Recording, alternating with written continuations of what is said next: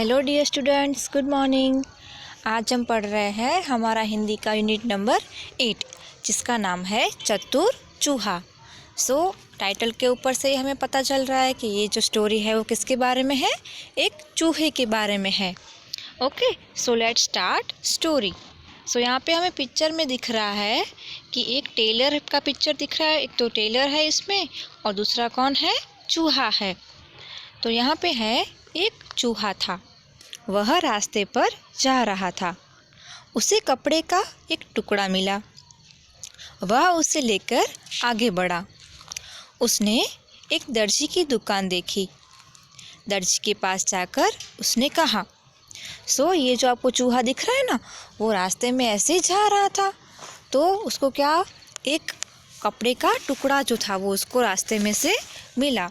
तो वो कपड़े का टुकड़ा लेके वो दर्जी के पास पहुंचा और वहां जाकर उसने दर्जी को क्या बोला, चूहा, दर्जी रे दर्जी, इस कपड़े की टोपी सी दे। अभी उसको एक टुकड़ा मिला तो वो दर्जी के पास लेकर उसको बोलता है कि मुझे इसमें से टोपी बना के दो। दर्जी, यह कौन बोल रहा है? चूहा तो इतना छोटा सा होता है और अचानक बोला, मतलब दर्जी को लगा कि ये कोई दिख नहीं रहा है और ये आवाज़ कहाँ से आ रही है।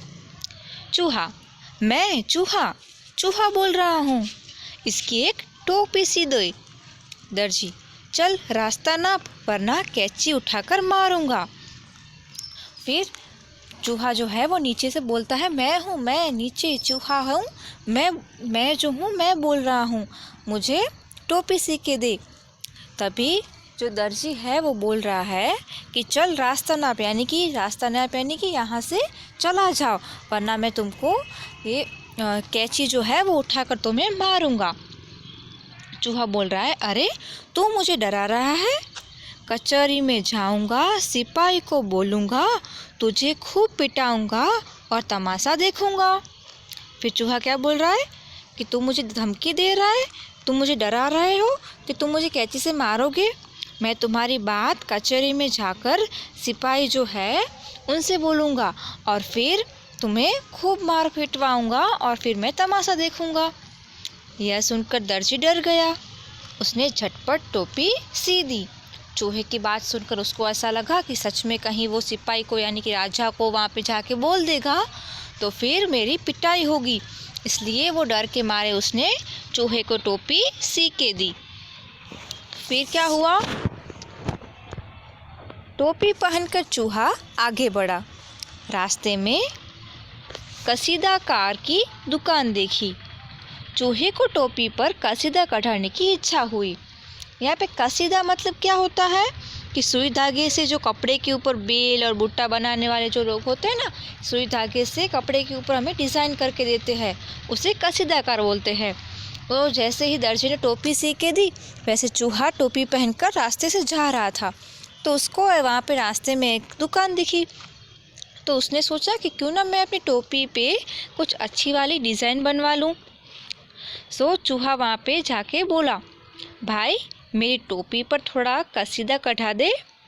कसीदाकार ने चूहे की ओर देखा, फिर उसे धमकाया और कहा, चल चल, यहाँ किसे फुर्सत है।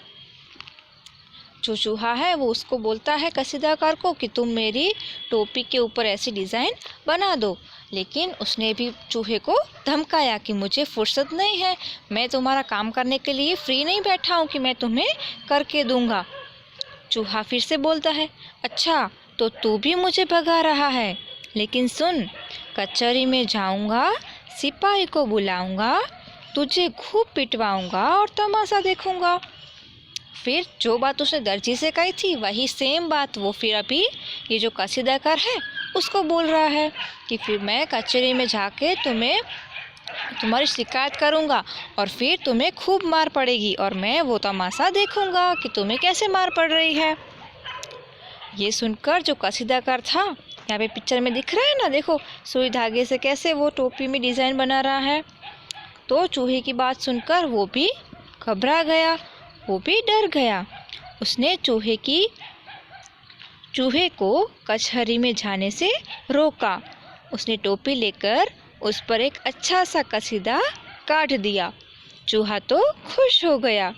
फिर वो कसीदाकार जो है उसने चूहे को उसकी टोपी के ऊपर अच्छी से डिज़ाइन बना दी और ये देखकर चूहा अपनी अच्छी वाली टोपी देखकर बहुत ही खुश हो गया और ऐसे चूहे ने बहुत ही समझदारी से और चालाकी से अपनी टोपी बनवा ली। ओके, सो यहाँ पे हमारी स्टोरी जो है वो ख़त्म होती है।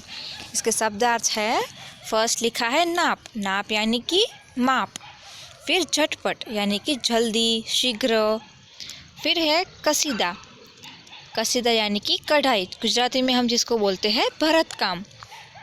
फिर है फुर्सत यानी कि अवकाश, जिसको गुजराती में क्या बोलते हैं हम, नवरास। फिर कचहरी यानी कि अदालत। फिर सिपाही यानी कि सैनिक। कैची, जिसको गुजराती में हम बोलते हैं कातर। और लास्ट है कसीदाकार यानी कि सुई धागे से कपड़े पर बेल बूटा बनाने वाला। ओके, और फिर है अभ्यास। उसका प्रश्न 1 है, ऊंची आवाज़ में पढ़िए और लिखिए। सो यहाँ पे फर्स्ट जो है उसमें च आधा है और छ साथ में है, छ। तो यहाँ पे इसके ऊपर से शब्द बने हुए हैं, स्वच्छ, मच्छर, अच्छा, इच्छा। वैसे ही दूसरे नंबर पे लिखा है ऊ, तो उस पे से शब्द बनाया हुआ है, बुलाऊंगा, पिटवाऊंगा, जाऊंगा। फिर है ई, तो ई से यहाँ पे शब्द बनाया है, कढ़ाई, पढ़ाई, बधाई। उसके बाद है ध्या, तो उस पे से शब्द बनेगा अयोध्या, ध्यान, स्वाध्याय, अध्याय।